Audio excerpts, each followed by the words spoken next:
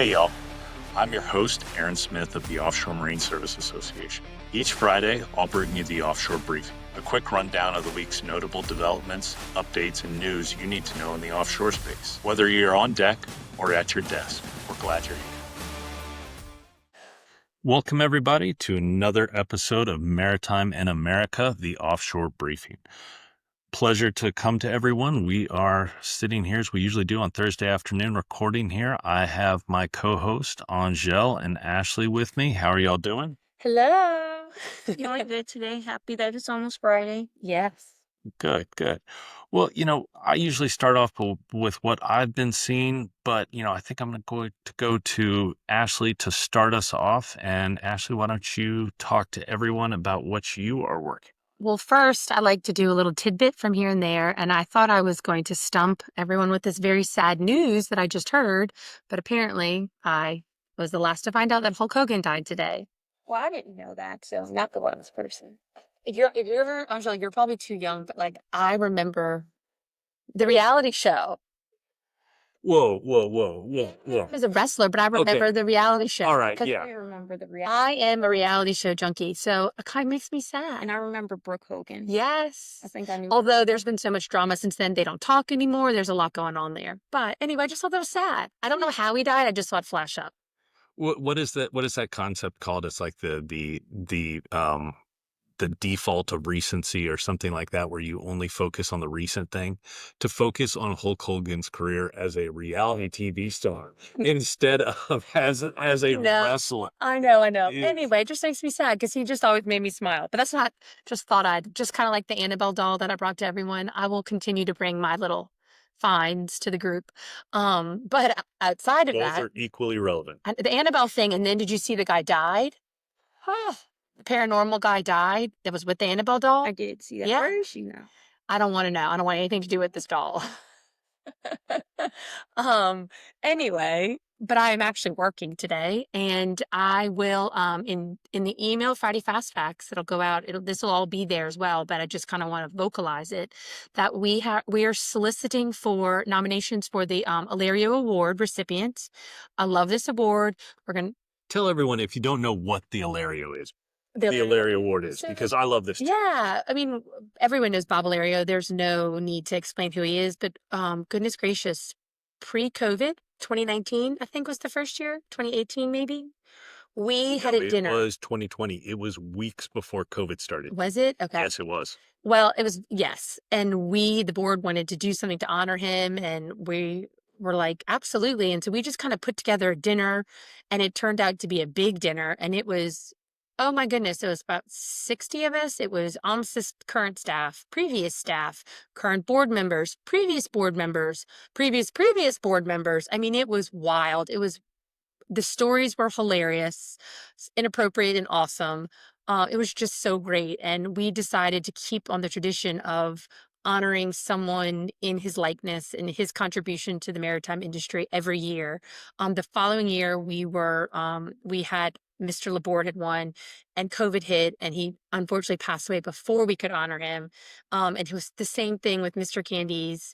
So the year that we were able to all get together, finally, we were able to honor Mr. Laborde, Mr. Candies, and who was the other person? Boise Bonds. Boise, yes. Boise was the recipient that year. Yeah. So that was a really cool dinner. But again, it was more of a private staff, board members, previous board members. And then the next year, Larry Hornbeck won. And I mean, just the most gregarious, amazing man. I really, really enjoyed working with him on this dinner.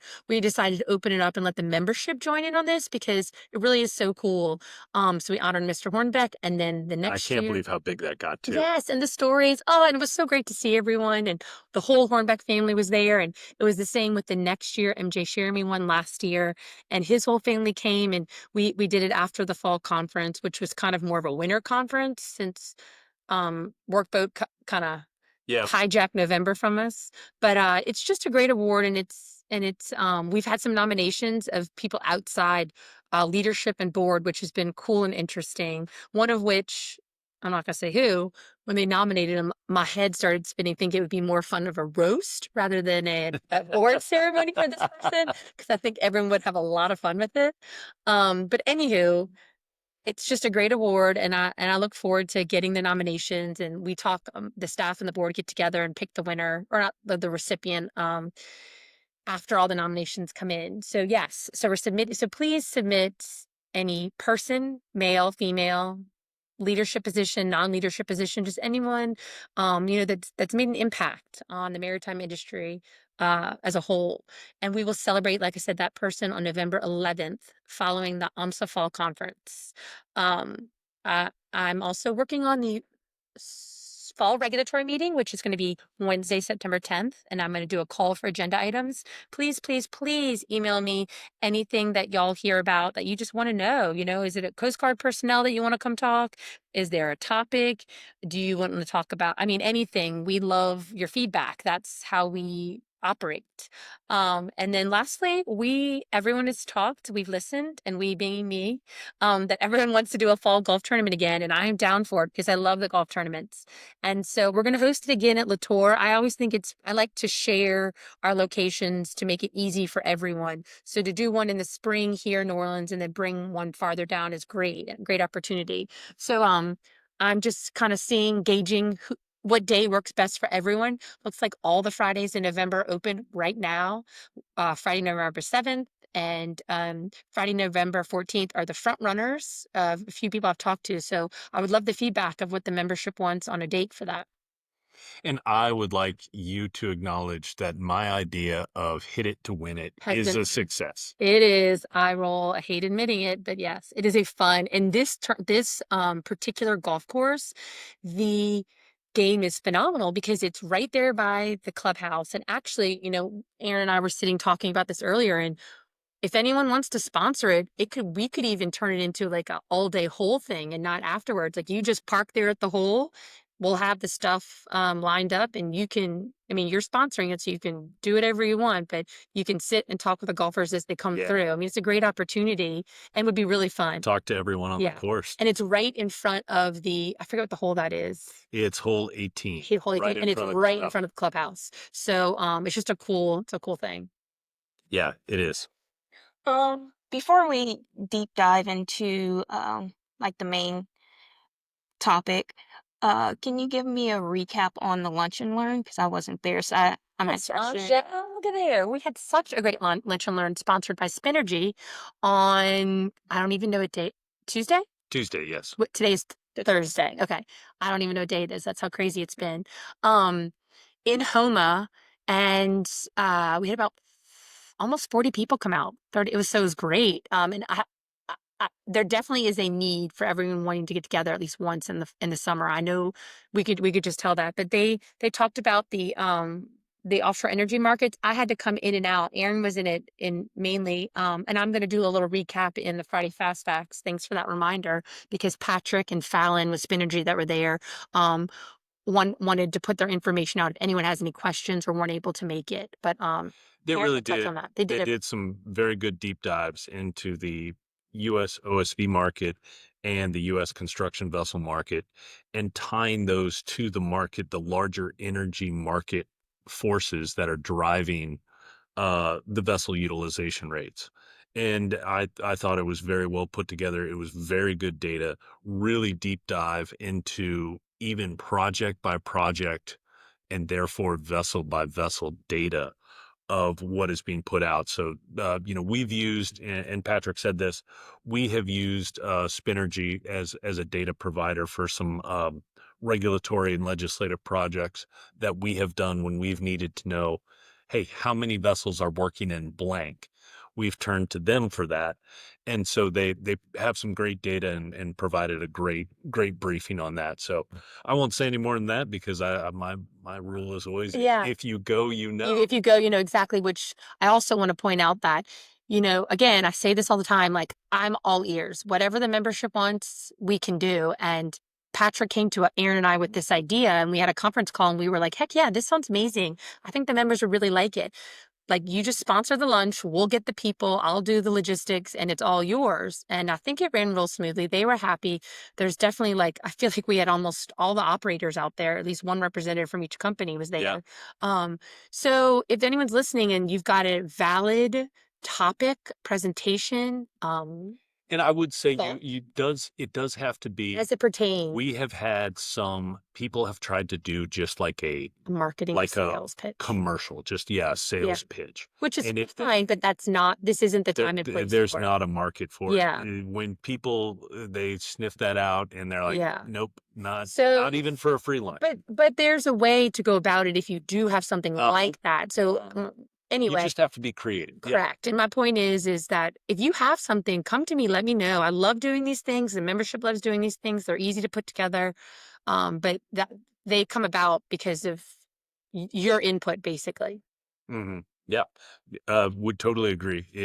When you have a good topic, people immediately gravitate to it, and it's a It was great also a successful lessons event. learned for Aaron and I coming from New Orleans to Homa. We realized that when you leave a little bit later, there's no traffic. Because for our regulatory meetings, everyone's always late because the traffic is hellacious. So for the September 10th regulatory meeting, I'm going to push it back an hour at least to make life so much easier on everyone, even the people in Homa. That's really just been since Ida. And people listening outside of Louisiana, you don't realize how many times how the area will be affected for years after. Angel's laughing because her commute can sometimes be like 6 hours. It's true. Well, those are all good updates.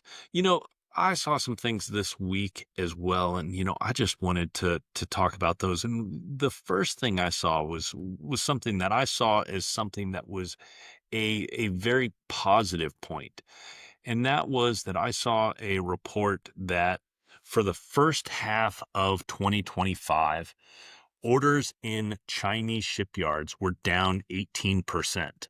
And what I accredit that to, and there's some bigger macro forces, I should say, that are part of that. But I think it's also a big part of the USTR hinting and threatening. They haven't gone into effect yet, so I don't want to say putting, but threatening uh, to have fees on Chinese built vessels in U.S. waters. And, that was a proposal. AMSA was one of the only maritime organizations to support that. And we supported that proposal because of the Chinese built offshore energy vessels that have worked in U.S. waters and have taken jobs away from U.S. shipbuilders and have taken jobs away from U.S. mariners. Specifically, our testimony, we cited that there have been 10 Chinese built vessels that have worked in offshore wind. Those vessels took 1,500 jobs away from U.S. mariners and stayed in our waters for 2,430 days, taking work away that Americans could have been doing. So, I saw that article, and it will be in Friday Fast Facts tomorrow about this drop in Chinese shipyard orders. I think that's great. But, then the question is, where does the work go? And obviously, I'd love to see that go to U.S. shipyards. And there was also the story this week that I saw about that Hanwha Ocean has put in an order for an LNG carrier and stated that it would be putting in the order from its shipyard, Hanwha Philly Shipyard, in obviously the United States. That sounds like a good thing until you really read through the whole press release and you see that actually the vessel will be almost completely built in in Hanwha's Korean yards. And what will actually be done in Philly is Philly will be working to, and I'm quoting here, Hanwha Philly Shipyard plans to support certification work to meet U.S. laws and maritime safety standards of the United States Coast Guard. And that's because it's going to be a U.S. registered vessel, not a coastwise vessel. So it will carry a U.S. flag, but it will not be a Jones Act vessel. There is a distinction that a lot of people don't understand. So, but that tied, if I can do the Charlie Day crazy mad scientist links of different threads here, if I could Which link. that is you Oh, all the time. that totally is me. That's most of my life. Yes. And to our communications team that's listening, I would like the caption for this to be the Charlie Day picture of him with the Yeah. red string. That is what this episode should be captioned as. But that tied into something that we are working on. If you remember, early this year, in early April, the president put out an executive order calling for a 10-to-1 reduction to issuance ratio for regulations. So for every one regulation that is issued, 10 have to be repealed. And we are currently working with a subgroup of OMSA members to propose regulations to be repealed. And one of the big types of regulations we are proposing is what's called U.S. Coast Guard type approval. And what type approval means is that if you have, you think about everything that goes on to a vessel, life rafts, electrical equipment, plastic pipes, ballast water, so life jackets. Every one of these things, you can't just have, Boudreaux's life jackets. You have to make sure that these meets an international standard. And for almost every one of those, You gotta pull on Boudreaux. What do you do? there is an internationally recognized standard from ANSI, from ISO, from IMO, from ISTM. All of these organizations, which are experts in their field, set an international standard and it's recognized around the world. But then Coast Guard says, no, no, no, no, no, that's not good enough. We're not lifeboat experts here, but we want to dictate how a lifeboat is built. So we want to make you contract with an independent laboratory, have them come, watch how you build your lifeboat, and then after that gets approved, we're then going to make you jump through a bunch of other hoops, and then we're going to send out a Coast Guard inspector who has dozens of vessels that he should be inspecting, but is instead going to go to a lifeboat manufacturing factory and watch how a lifeboat is built after it's already met the international standard.